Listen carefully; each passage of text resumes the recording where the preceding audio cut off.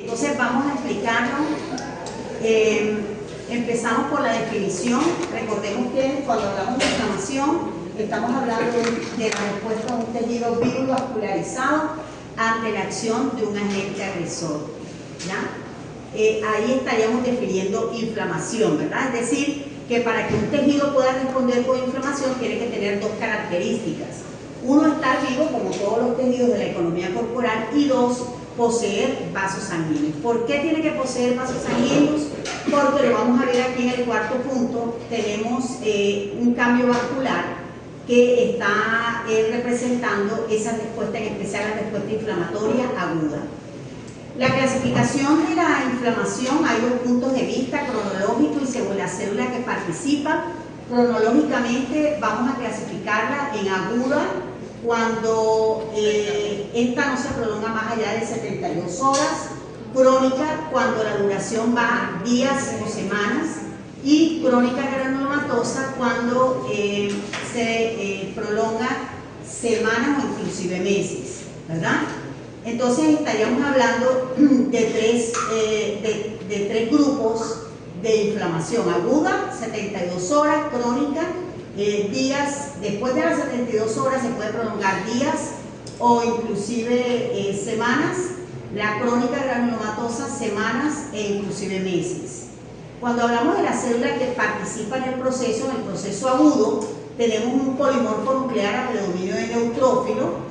En el proceso crónico tenemos la respuesta de mononucleares, linfocitos y macrófagos, y en la crónica granulomatosa de macrófagos especializados. El macrófago especializado es diferente al macrófago del proceso crónico común. ¿Por qué? Porque el macrófago especializado tiene la cualidad de unirse con varios macrófagos y formar las células gigantes multinucleadas, que ahorita se las voy a mostrar, está en la parte inferior. Importante para destacar, hagan silencio alguien que está hablando allá atrás, que ese murmullo me molesta para poderme concentrar en la explicación. Existen las formas evolutivas de la inflamación aguda, y esto es que tenemos instaurado el proceso agudo, y una vez que tenemos instaurado el proceso agudo, él puede ir hacia 4 caminos diferentes. El primer camino es a la cronicidad. ¿Después de cuántas horas? 72. Perfecto. Puede resolverse. ¿Qué quiere decir esto? Si el agente agresor deja de hacer su acción, ¿qué pasa? El tejido tiene la capacidad de regresar al punto de partida en donde el tejido estaba completamente normal. Eso quiere decir resolverse o resolución. O puede formarse absceso. Miren cómo se escribe absceso. Esto es importante, ¿verdad? Porque a veces no lo escriben así, ABSC. Absceso se produce por la muerte del neutrófilo en grandes cantidades. Ustedes saben que el neutrófilo tiene una vida media y al morir en grandes cantidades forma pus o absceso. Hay mucha de la literatura que ve el absceso como una complicación, aparte de ser una forma evolutiva. Y la cicatriz, cuando se forma mucho tejido conectivo, ¿verdad? En donde inclusive debe haber neovascularización para que se produzca el tejido de tipo cicatricial. Entonces, estas son las 4 formas evolutivas. Importante aquí es que la una no es consecutiva a la otra. La inflamación aguda puede tomar cualquiera de las 4. Son 4 caminos independientes el uno del otro. Ya pasando a los signos clínicos de la inflamación, son 5, ¿verdad? Y son calor o aumento de la temperatura. Esto se debe, y lo vamos a entender un poco mejor cuando lleguemos aquí al cambio vascular, y es que el paso de vasoconstricción a vasodilatación, que es la base del cambio vascular, va a generar liberación de energía y aumento de la temperatura.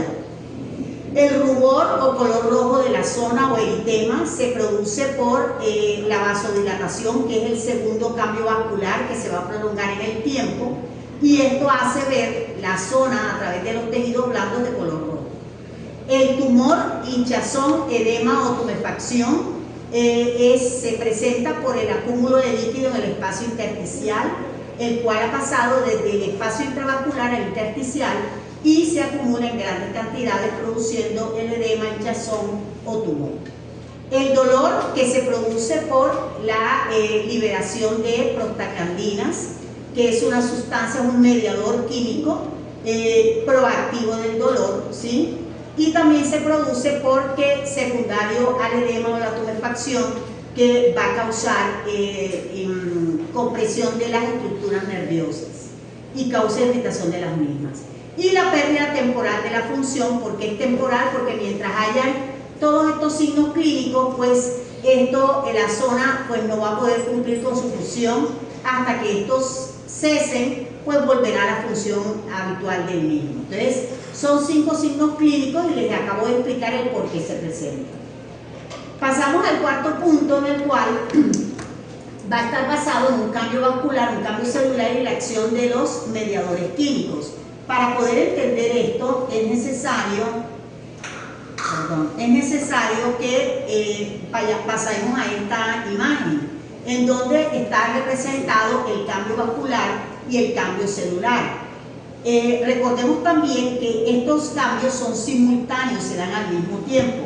Aquí está representado en un esquema el vaso sanguíneo que está afectado por la lesión. Recordemos que el vaso sanguíneo afectado es el vaso sanguíneo más cercano al sitio de lesión.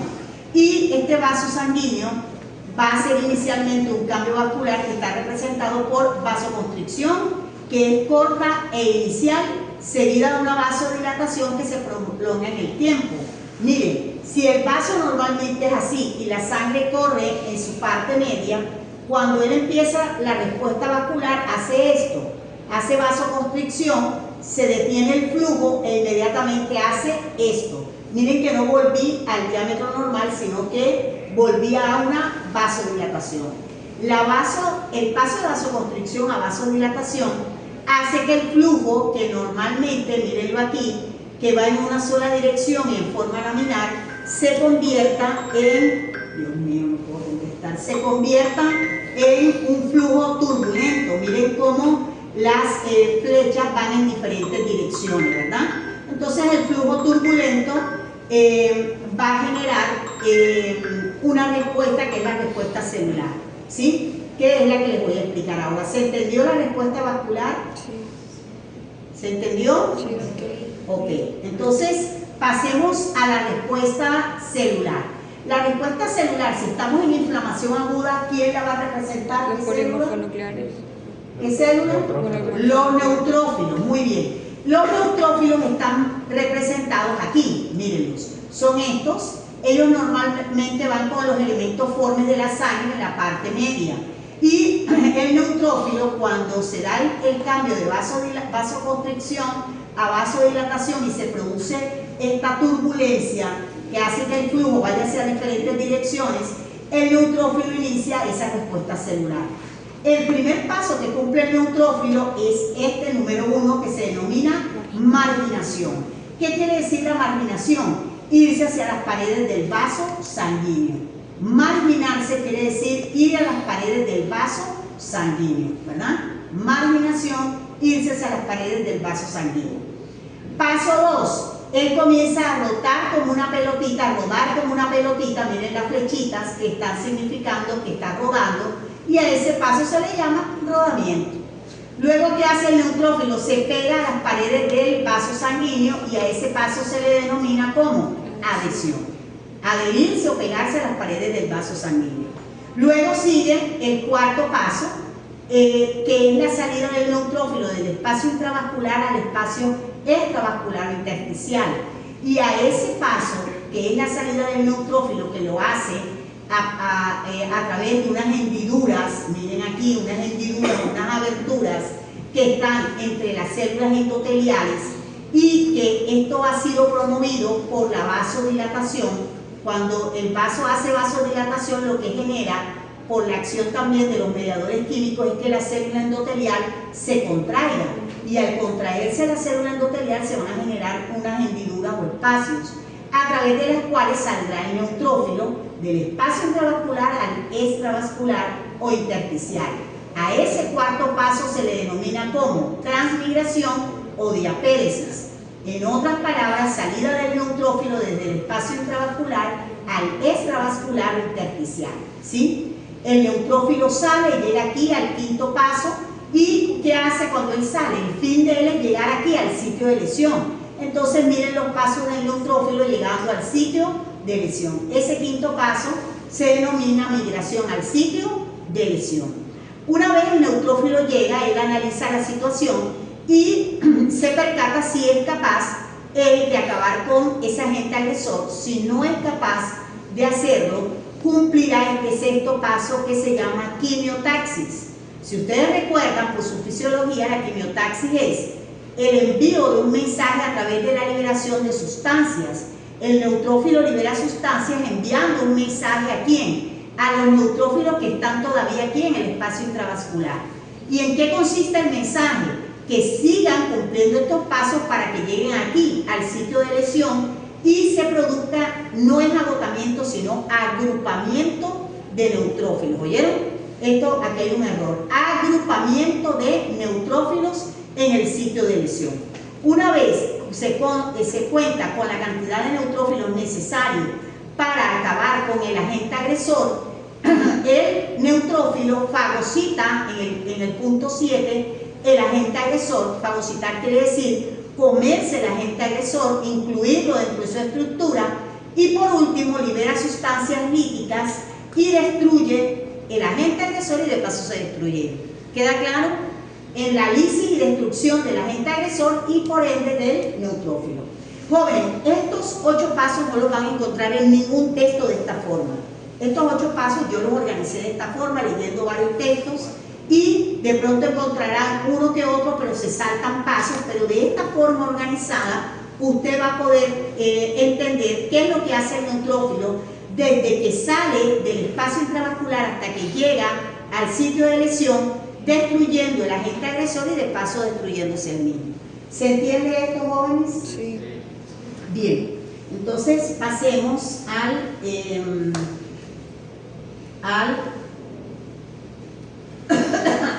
aquí por donde íbamos. Entonces aquí vamos acá, ya hemos explicado el cuarto punto, pasemos a la inflamación crónica. ¿Qué les dije? ¿Cómo, cuánto se demoraba cronológicamente la inflamación crónica? A partir de 72. Días e inclusive semanas, ¿verdad? Muy bien. El proceso crónico está mediado por ¿qué tipo de células? Mononucleares, linfocitos y macrófagos comunes. Ellos van a, gracias nena, van a poder evolucionar hacia, o tienen, digamos, o pueden llegar a ser crónicos a través de 3 procesos diferentes. Es decir, tenemos 3 vías a través de las cuales se puede llegar a la cronicidad. Miren aquí, inflamación crónica en los 3 casos. ¿Cuáles son esos 3 procesos o 3 formas evolutivas para llegar a la cronicidad? Cuando hay una inflamación aguda, ¿después de cuántas horas? 72. 72 horas. Aquí hay un error, no un más, sino un 7.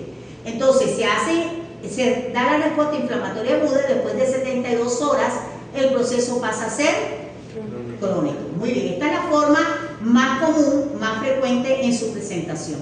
Luego tenemos cuando se repite mucho la inflamación aguda. En el proceso inflamatorio agudo repetitivo, ¿qué pasa con el proceso? Termina siendo crónico.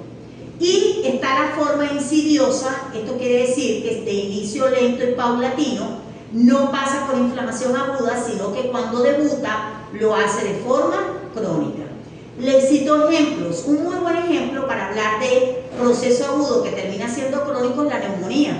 El proceso neumónico se inicia, el proceso neumónico, y después de 72 horas ya pasa a ser crónico. Lo van a ver cuando lleguen a la patología respiratoria. Un ejemplo para hablar de proceso inflamatorio agudo repetitivo es la colecistitis. ¿Saben lo que es la colecistitis? Sí. La inflamación de la vesícula biliar. Cuando hay inflamación aguda y se repite tantas veces el proceso agudo, este termina siendo crónico. Y la forma insidiosa, hay muy buenos ejemplos como son la artritis reumatoide, la tuberculosis, son procesos que no pasan por proceso agudo y cuando debutan lo hacen de forma crónica. Bien, y para terminar lo del proceso inflamatorio tenemos la inflamación crónica granulomatosa. En la inflamación crónica granulomatosa dijimos que cronológicamente se demora días, semanas e días. inclusive meses, ¿verdad? Y en la inflamación crónica granulomatosa, ¿cómo se llama la célula protagonista? Los macrófagos Macrófago especializado, que va a formar estas células que están aquí, que son las células gigantes multinucleadas. Existe la célula gigante multinucleada tipo cuerpo extraño, que ella va a tener un único citoplasma y tendrá el número de núcleos de acuerdo al número de macrófagos que se unieron. Si se unieron 50 macrófagos, ¿cuántos núcleos tendrá? 50. Los núcleos van a estar dispuestos en forma desorganizada dentro del citoplasma. La célula gigante tipo Langhans, que tiene los núcleos dispuestos en U o en herradura en la periferia de la célula, ¿sí? Y este tipo de célula gigante se denomina célula gigante tipo Langhans. Y por último tenemos la célula gigante tipo Tutón. La célula gigante tipo Tutón es una célula que puede tener los núcleos así, en herradura o desorganizados, pero va a tener algo especial en que el citoplasma de la célula va a tener una vacuolización en la periferia, ¿lo ven? Entonces se le denomina célula gigante tipo Tutón. Anteriormente se decía que si teníamos células gigantes tipo cuerpo extraño, estábamos en un granuloma de tipo cuerpo extraño. Si teníamos células gigantes tipo Langhans, estábamos en un granuloma como el de la tuberculosis o en granulomas de tipo inmunológico, y que la Tutón solo se relacionaba con enfermedades como la sarcoidosis. ¿Qué se sabe hoy? Lo que se sabe hoy es que ellas pueden aparecer en cualquiera de los procesos o granulomas inmunológicos o cuerpos extraños y no son patognomónicos ni exclusivos de ninguno de estos procesos. ¿Esto se entiende, jóvenes? Sí. Bien. ¿Qué es un granuloma? Un granuloma es una respuesta inflamatoria crónica circunscrita. Respuesta inflamatoria crónica circunscrita, en donde se aísla, en donde se delimita el agente agresor. ¿Por qué se delimita el agente agresor? Porque el agente agresor de esta respuesta inflamatoria es muy potente y no se deja destruir tan fácilmente. Entonces, ¿qué hace nuestro tejido? Que es perfecto, es lo que hace es encerrarlo dentro de una cárcel que se llama ¿cómo? Granuloma. ¿Sí queda claro? Entonces, el granuloma es una respuesta inflamatoria crónica circunscrita, en donde se aísla o se delimita el agente agresor.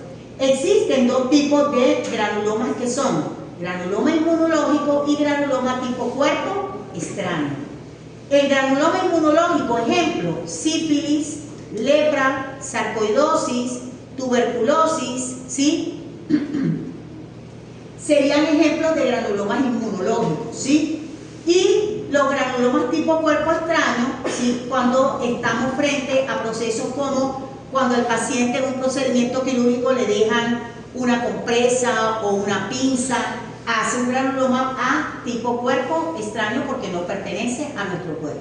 Jóvenes, ¿queda clara la explicación de inflamación? Sí. Bien. Les doy esta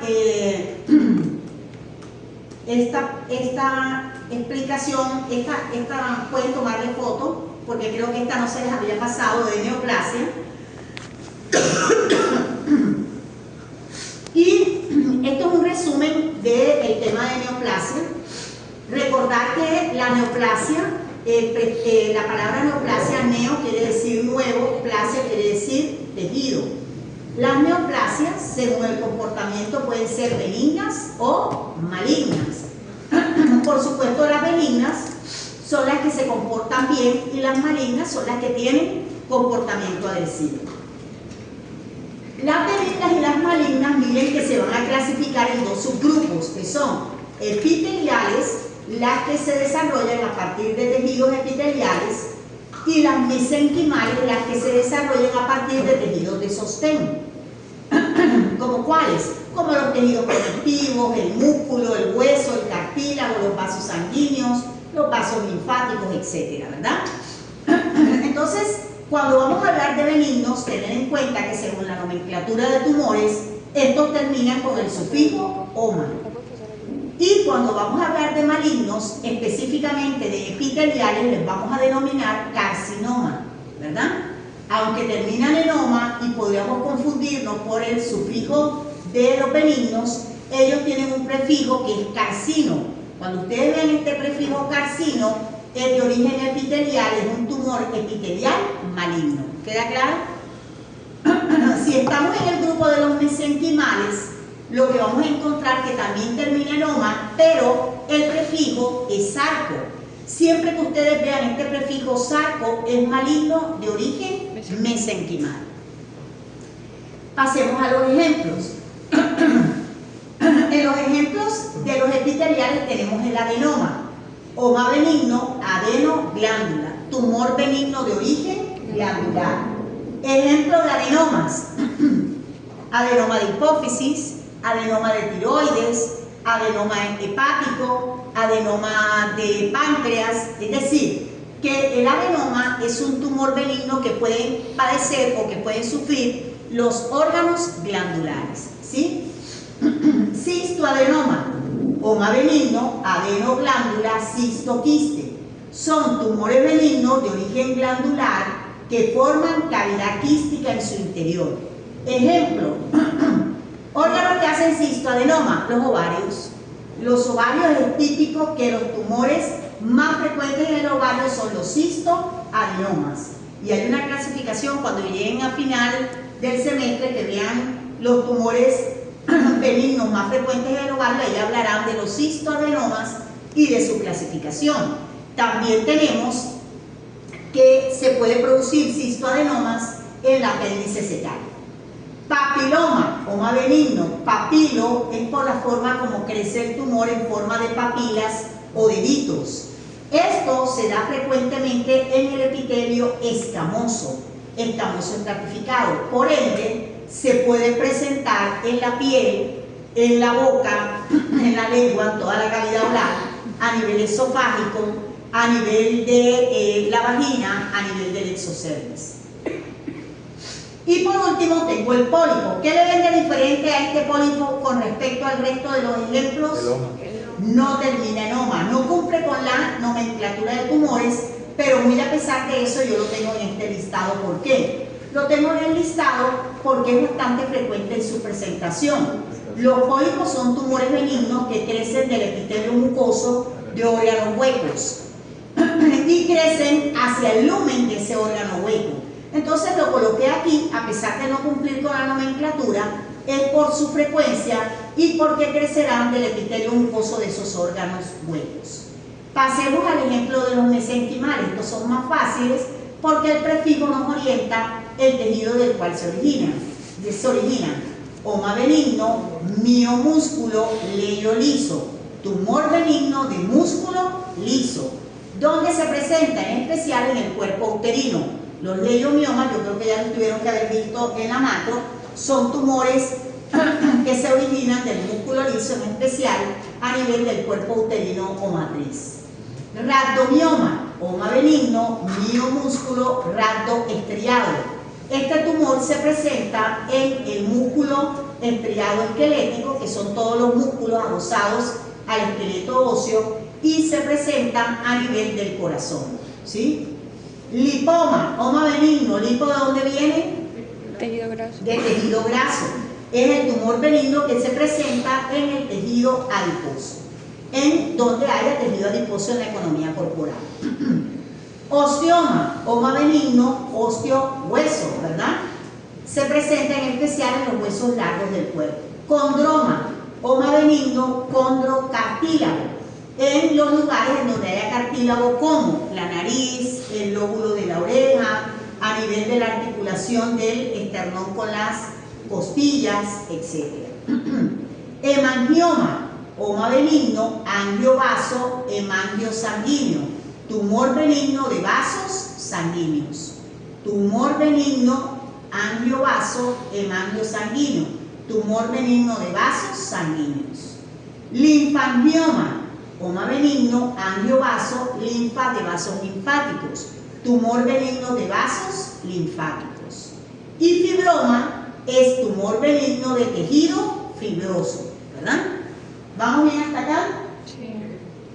Vamos a convertirlos en malignos. Entonces, ¿qué vamos a hacer? Le aplicamos la regla de la nomenclatura que dice que los epiteliales es carcino y los mesenquimales es sarco. Adenoma, ¿cómo lo denominaremos? Adenocarcinoma. Cistoadenoma, cistoadenocarcinoma. Papiloma, ya no vamos a decir papilocarcinoma porque eso no existe. Como yo les dije, que esto se desarrollaba a partir de epitelio escamoso, entonces el carcinoma escamoso o epidermoide. ¿Queda claro? Carcinoma escamoso o epidermoide. Este no le coloco la variedad maligna porque depende de dónde esté ubicado, ¿sí? Y recuerden que aquí él está camuflado porque no debiera estar ahí según la nomenclatura de tumores. Pasemos a los mesenquimales, son más fáciles aún. Leiomioma, leiomiosarcoma. Rhabdomioma, rhabdomiosarcoma. Lipoma, liposarcoma. Osteoma, osteosarcoma. Condroma, condrosarcoma. Hemangioma, hemangiosarcoma. Linfangioma, linfangiosarcoma. Fibroma, fibrosarcoma. ¿Jóvenes, se entendió esto? Sí. Pasemos a las excepciones porque como todo, también aquí hay unas excepciones. Estas excepciones hablan de qué? Hablan de que el tumor, según como lo mencionemos, podemos pensar que es benigno o es maligno, o de pronto no decirnos nada con el nombre. Entonces, ejemplo, el nevo. ¿Qué es el nevo? Son los lunares que tenemos en nuestra piel. Los nevos son tumores benignos que se originan de los melanocitos. Miren que no termina en oma, siendo benigno, ¿verdad? La variedad maligna del nevo, ¿cómo se llama? Melanoma. Termina en oma y es maligno. ¿Sí ven por qué es una excepción? Linfoma termina en oma, pero es maligno. ¿Es el tumor maligno de quién? Del tejido linfoide. Bien. Entonces termina en oma, este no cumple tampoco con la regla de la nomenclatura. Leucemia, este no tiene oma, no tiene carcino ni sarco y es un tumor maligno, ¿verdad? De la sangre, leucemia. El teratoma termina en oma, podemos pensar que es solo benigno, pero aquí utilizamos el mismo término tanto para benignos como para malignos. ¿Se entienden los ejemplos? Sí. Bien, y para terminar la explicación de neoplasia y entrarles a mostrar los ejemplos, hay 4 características que diferencian los tumores benignos de los malignos. Y son estas 4: diferenciación, velocidad de crecimiento, invasión local y metástasis. Las 4 marcan para malignidad, pero solo las 2 primeras marcan para benignidad. ¿Qué es diferenciación? Es el grado de similitud o parecido que tiene un tumor con respecto al tejido del cual se están originando. Los tumores benignos son bien diferenciados, solamente tienen un grado de diferenciación. ¿Qué quiere decir eso? Que se parecen mucho al tejido del cual se están originando. Por ejemplo, si yo digo lipoma, el lipoma es un tumor benigno de origen mesenquimal que se parece mucho ¿a quién? Al tejido adiposo. ¿Sí queda claro? Entonces está bien diferenciado. Cuando vamos a los grados de diferenciación de los tumores malignos, encontramos que pueden tener 3 grados de diferenciación. Bien diferenciados se parecen mucho, moderadamente diferenciados se parecen más o menos y pobremente diferenciados no se parecen al tejido de origen. Existe algo que se llama anaplasia, que es la ausencia total de diferenciación. ¿Por qué es importante la diferenciación? Es importante, jóvenes, porque esto nos habla de pronóstico. Entre peor diferenciado esté un tumor, peor es el pronóstico para nuestro paciente. Entre mejor diferenciado esté, mejor será el pronóstico de nuestro paciente si estamos hablando de tumores malignos. Tener en cuenta que la anaplasia es una característica microscópica. Segunda característica, velocidad de crecimiento. ¿Cómo crecen los tumores benignos? Los tumores benignos crecen de forma lenta y pausada. ¿Cómo crecen los malignos? Crecen de forma rápida, lo cual hace que la parte central de los tumores malignos esté necrosada. Tumores benignos lentos, tumores malignos rápidos. Hasta aquí llegan las características de benignidad. Ya cuando pasamos a invasión local, ya es de maligno. ¿Qué es invadir localmente? Miren, este es el tumor maligno. Todos los tejidos que están alrededor no tienen nada que ver con el tumor, son tejidos normales. ¿Qué quiere decir invasión local? Cuando este tumor maligno comienza a entrar a ese tejido normal, y a eso se le denomina invadir localmente. Esto es una característica solo de malignidad. ¿Por qué los tumores benignos no hacen invasión local? Primero, porque ellos poseen cápsula, o porque están muy bien delimitados o muy bien circunscritos, pero además es porque los tumores benignos en su crecimiento crecen de forma expansiva o cohesiva, sin perder, ¿verdad?, esa característica que ellos tienen a pesar de llegar a tener grandes dimensiones. Y la última característica es la metástasis. ¿Qué es la metástasis? Es la diseminación, es el viaje de un tumor benigno, de un tumor maligno, perdón, de su sitio primario a otro sitio en forma secundaria, ¿sí?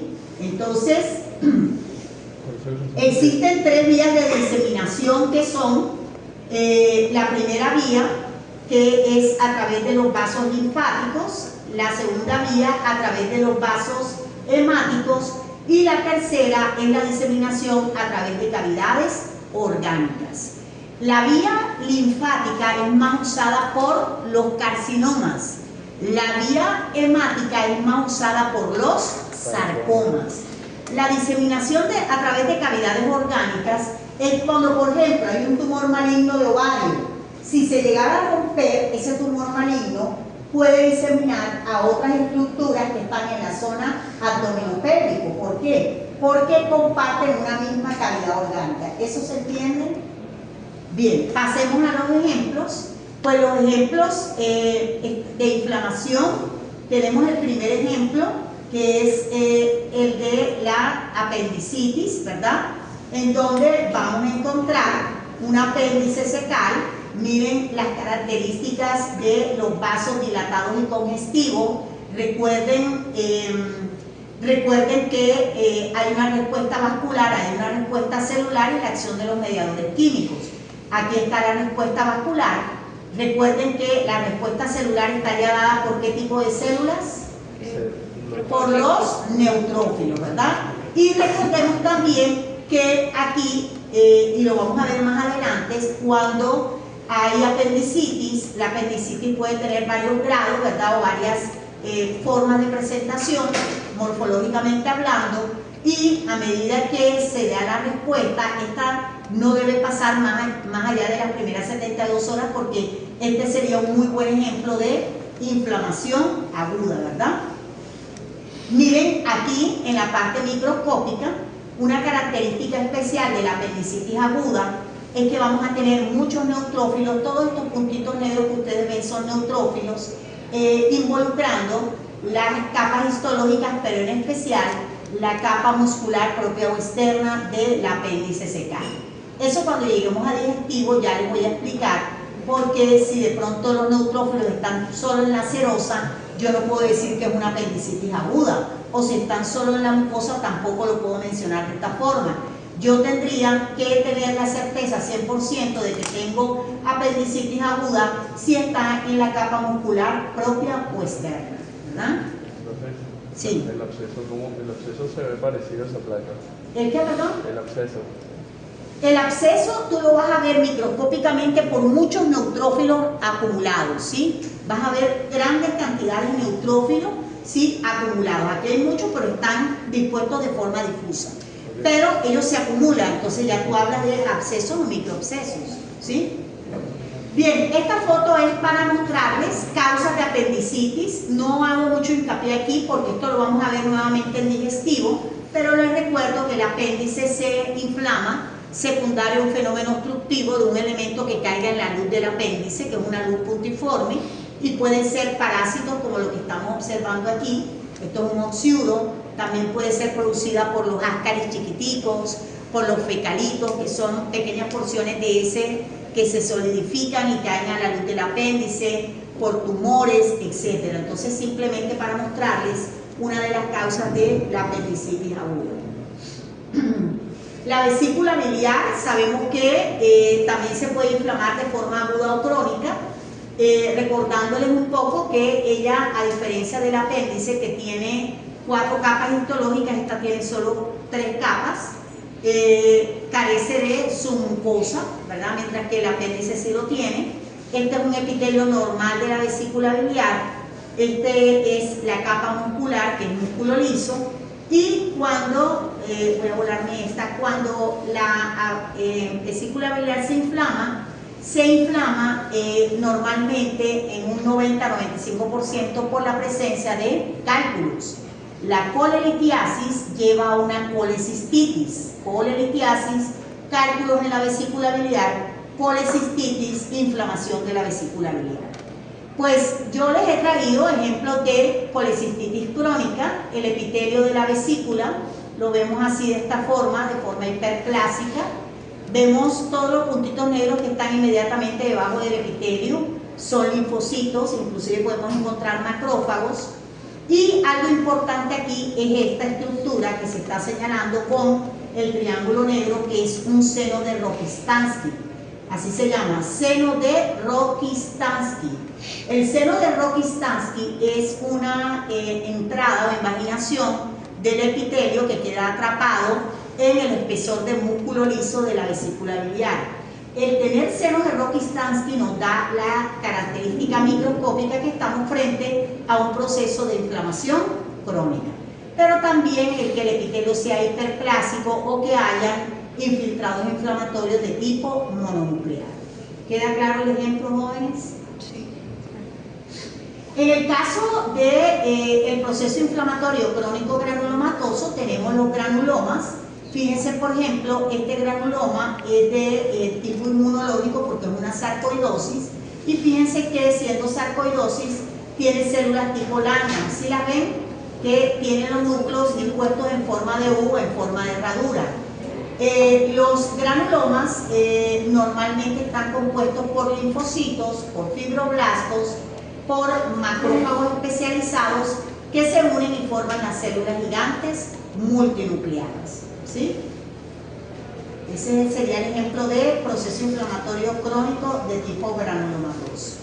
Bueno, esto ya es de tuberculosis. Bueno, esta imagen era para mostrarles uno de los tipos de células gigantes multinucleadas. ¿Qué tipo será? Esta, Langhans. Miren cómo tiene los núcleos en herradura o en U. Aquí está el collarete de linfocitos periféricos, y esto hace parte de un granuloma tuberculoso que tiene como especial es que los granulomas tuberculosos tienen necrosis caseificante. ¿Se acuerdan que les hablé de ella en la lesión celular? Sí. Que normalmente está en la parte central, en la foto no se ve, pero eso es lo característico en ellos. Bien. Aquí tenemos ya lo que sería un granuloma tipo cuerpo extraño en una mama de una paciente. Este es el caso de una paciente que se colocó implantes mamarios. El implante se rompió y al romperse, miren, esto que tenemos aquí, si ven, es la silicona del implante. Si ven que parece como vidrio. Y miren que alrededor de ese implante, quiero mostrarles un poquito más de cerca. Miren, lo que está señalado con el triángulo negro es la silicona. Y miren que alrededor de eso hay muchos macrófagos, ¿sí? Hay muchos macrófagos, y miren que en la flecha negra de este lado me está mostrando una célula gigante. ¿De qué tipo? Tiene los núcleos desordenados, tipo cuerpo extraño. ¿Queda claro, jóvenes? ¿Hay preguntas hasta acá? Bueno, con eso terminamos los ejemplos de inflamación y les muestro los de neoplasia.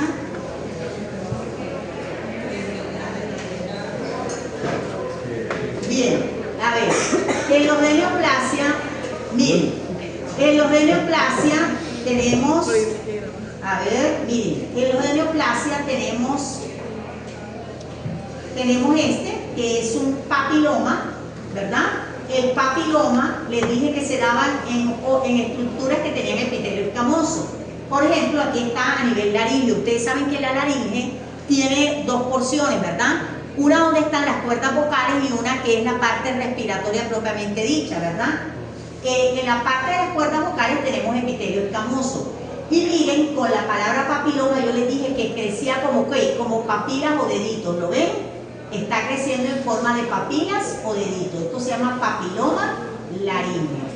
¿Queda claro, jóvenes? Sí. Entonces crece en forma de papilas o deditos, papiloma laríngeo. ¿Cómo se llamaría el tumor maligno que se originaría de aquí? Si este papiloma se convirtiera en maligno, ¿cómo se llamaría? Carcinoma laríngeo, ¿lo ven? O carcinoma escamocelular laríngeo. Entonces, ¿qué tendríamos? Tendríamos el mismo epitelio escamoso, pero con características de atipicidad, de células pleomórficas, ¿verdad? Formando nidos, formando islotes y con toda la característica de malignidad que requiere este tipo de tumor, que más adelante lo vamos a ver más a profundidad. Miren, por ejemplo, este sigue siendo el mismo carcinoma laríngeo, pero aquí tenemos más detalle de un nido tumoral maligno. Miren, las células tienen variedad de formas y tamaños. Miren esta que enorme, esta es totalmente diferente a las otras. Los núcleos tienen una cromatina vesiculosa con núcleos visibles. Puede haber tendencia a la queratinización. ¿Qué quiere decir esto? Que podamos encontrar estructuras como los globos córneos, las perlas córneas, que son estructuras que tienden a la queratinización. Recuerden que es importante siempre denotar si el tumor maligno, el grado de diferenciación que tiene. En el caso de los carcinomas escamosos, entre más estructuras de queratinización tenga, mejor diferenciado es. ¿Para qué nos sirve la diferenciación que dijimos? Para el pronóstico de nuestro paciente. Muy bien. Aquí tenemos un ejemplo de adenocarcinoma, ¿verdad? Este es páncreas. Aquí miren, estos son acinos serosos del páncreas, todo esto es normal. Y miren aquí, ¿qué notan de diferente con respecto a estos acinos? ¿Qué les llama la atención? Las luces les parece que son regulares. Irregular. Son irregulares. Y fíjense que tienen diferentes tamaños, ¿sí o no? Entonces, estamos hablando de un adenocarcinoma. El adenocarcinoma está representado por glándulas. Glándulas que tienen diferentes dimensiones, de diferentes formas y con células que tapizan esas glándulas completamente malignas. Adenocarcinoma de páncreas, ¿sí? Recuerden que tiene este prefijo adeno, que es de origen glandular, y todos los órganos glandulares pueden desarrollar adenocarcinoma. Aquí tenemos carcinoma endometrial. Miren, este es el endometrio, que es la parte más interna del cuerpo uterino, y el adenocarcinoma endometrial va a estar representado por glándulas malignas. Todas estas que les estoy mostrando son glándulas completamente malignas de ese adenocarcinoma endometrial, porque el endometrio tiene epitelio glandular y es una estructura que es considerada glandular, ¿sí? Bueno, aquí pasaríamos a un ejemplo mesenquimal como son los leiomiomas. Yo les dije, el leiomioma es un tumor que se origina de ¿qué músculo? Liso. Músculo liso. ¿Y lo vemos en especial en qué órgano? El útero. En el cuerpo uterino. Él tiene microscópicamente, está formado por fibras de músculo liso y fibras de colágeno que toman disposición en diferentes direcciones. Por eso es que cuando ustedes ven un leiomioma macroscópicamente le ven como remolinos, porque se entrecruza la fibra de colágeno con la fibra de músculo liso. La variedad maligna del leiomioma, ¿cómo se llamaría? Leiomiosarcoma. La diferencia es la tipicidad de las células de músculo liso. Miren que tiene núcleos pleomórficos de cromatina vesiculosa, muchas figuras mitóticas. Todas estas que les estoy mostrando figuras mitóticas. En la imagen no se ve, pero tiene mucha necrosis y hemorragia también, ¿sí? Esa es una característica de los leiomiosarcomas. También les mencioné los cistoadenomas. Les dije que era frecuente en qué tipo de órgano, en los ovarios, ¿verdad? Hay una clasificación de los cistoadenomas. No voy a profundizar en esto porque esto lo verán cuando lleguen a ovarios, pero por ejemplo, este cistoadenoma que está acá arriba es un cistoadenoma seroso de ovario, porque el epitelio recuerda el origen tubárico, porque tiene cilios en la parte apical. mientras que este que estaba acá abajo era un cistoadenoma mucinoso, porque recuerda el origen de tipo mucinoso endocervical. Entonces, ambos son cilíndricos, pero este tiene cilios y este lo que tiene es que el citoplasma es mucinoso. Eso lo verán con mucho más profundidad cuando lleguen a la patología ovárica. Por ejemplo, miren esto, es un conducto mamario en donde ha crecido dentro de él un papiloma. Esto es un papiloma dentro del conducto mamario o papiloma intraductal. Crece en forma de papilas o deditos. Esto es completamente benigno, ¿sí? Y el tumor crece en forma de papilas o deditos dentro de la luz del conducto mamario. Este es completamente benigno. Este es maligno, ya vamos a utilizar el término carcinoma de mama, y una característica cuando lleguen a mama lo verán de la mama es que forma ductos, ¿sí? Forma conductos, son luces glandulares de diferentes dimensiones tapizadas por epitelio completamente maligno. Algo para resaltar aquí es la invasión del nervio. Esto tiene un valor pronóstico en el cáncer de mama. Si hay invasión perineural, sí, por supuesto que cambia totalmente el pronóstico de la paciente. Por supuesto lo vamos a profundizar más adelante. Esto es un ejemplo de lipoma, tumor benigno de tejido adiposo. ¿Qué grado de diferenciación le colocarían al lipoma? Bien diferenciado. Perfecto, porque es exactamente igual al tejido adiposo, jóvenes, ¿verdad? Muy bien. Y así se vería un liposarcoma, ¿sí ven? El liposarcoma, miren que pareciera que quisieran ser las células adiposas, ¿verdad? Normales, pero miren los núcleos son bien atípicos, la célula no termina siendo ovalada ni están unidas a través de su membrana citoplasmática, sino que hacen como vacuolas dentro de la misma célula, ¿verdad? Esto es característico de los liposarcomas. Y aquí tenemos ya una lista de sarcomas. De pronto, a diferencia de los carcinomas, los sarcomas hacen una distribución más difusa. La célula es completamente atípica, maligna. Miren, hay unas monstruosidades celulares. Cuando digo monstruosidades celulares, ¿verdad? Hay unas que inclusive parecen tipo popcorn o tipo crispeta, ¿verdad? Las cromatinas son bien vesiculosas, pueden estar asociadas a hemorragia, como lo vemos aquí. Y la distribución es más difusa, a diferencia de los carcinomas que normalmente lo hacen en forma de nidos o islotes. ¿Listo, jóvenes? ¿Tienen alguna pregunta?